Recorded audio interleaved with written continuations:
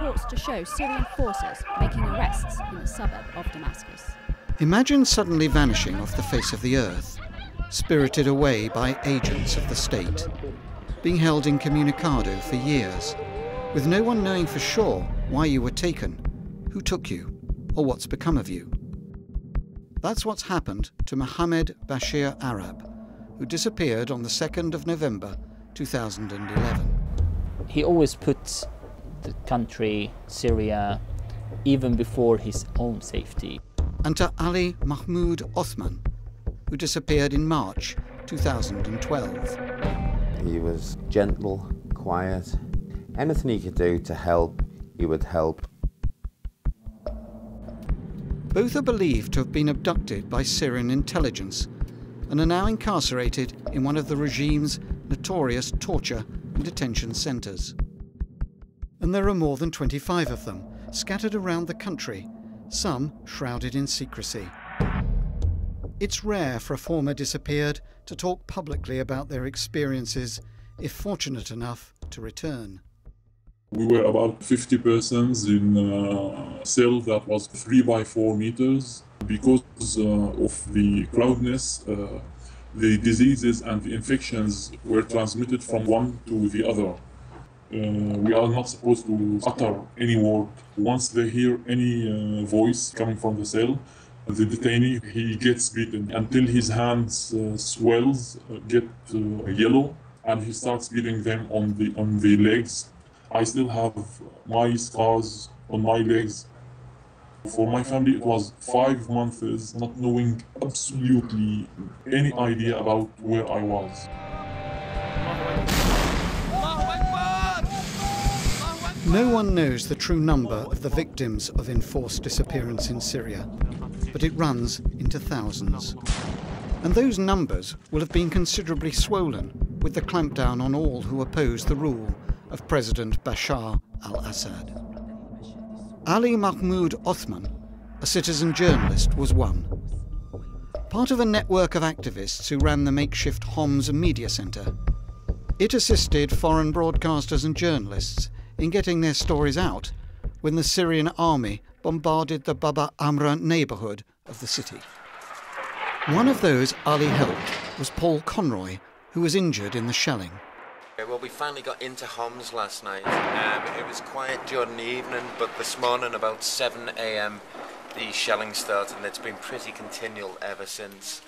Whenever we go into these countries, you know, we certainly the case with Syria, we would never be able to operate, to survive without these people on the ground. Ali was one of them people. He was gentle, quiet. He had, you know, no history of military. He helped get the media into the country and get the message out to the world. Ali was arrested after being lured to a meeting with government forces. We understand he was originally taken to the military intelligence branch in Al-Bab in Aleppo, before being transferred to the Palestine branch detention centre in Damascus. Regimes like this, their biggest fear is actually information, not bombs and bullets. They know what to do when faced with people with bombs and bullets. What they don't like is when they lose control of information.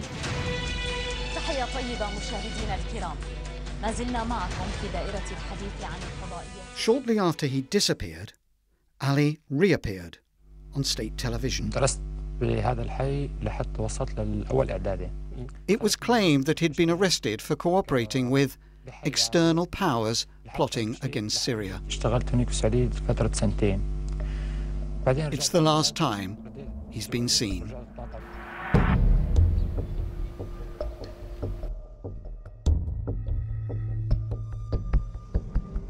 Dr. Mohammed Bashir Arab may have been disappeared for helping to organise peaceful protests in his hometown of Aleppo.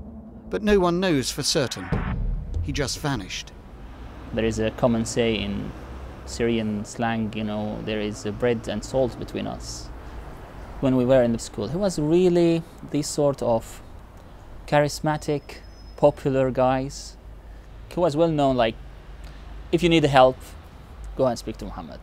You see, so he always sensed that, oh, those guys are suffering and I have to say something for that.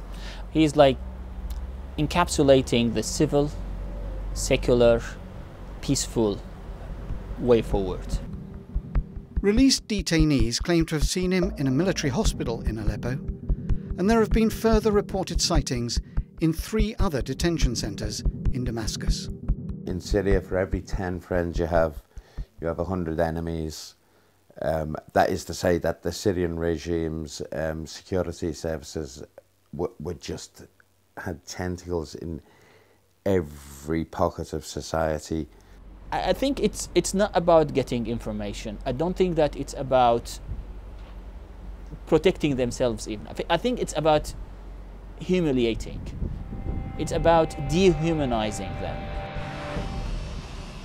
With reports of widespread systematic torture or other ill treatment and thousands of deaths in custody, the families and friends of all of Syria's disappeared continue to live in anguish, fearing every day for their loved ones' safety and hoping for their return. It's some of the worst forms of human abuse I've ever seen. People go in, people don't come out. It's impossible for people to find out where people are being kept.